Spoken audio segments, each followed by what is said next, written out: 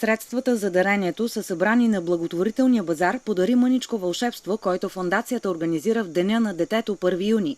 С тях е купена апаратура от първа необходимост за неонатологичното отделение – перфузор, кислородни палатки, инхалатори и пулс-оксиметри. Благодарение на тях можем да предотвратим редица усложнения при децата, ретинопатия, мозъчни кръвоизливи, дихателни проблеми.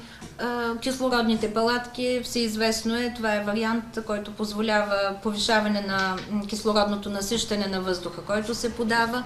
Перфузора дава възможност за оптимално дозиране на вливаните вещества и медикаменти за недоносените деца. От Варненската АГ болница за пореден път призоваха държавата да не забравя майчиното здравеопазване. Лошото е, че ние се нуждаем от помощ.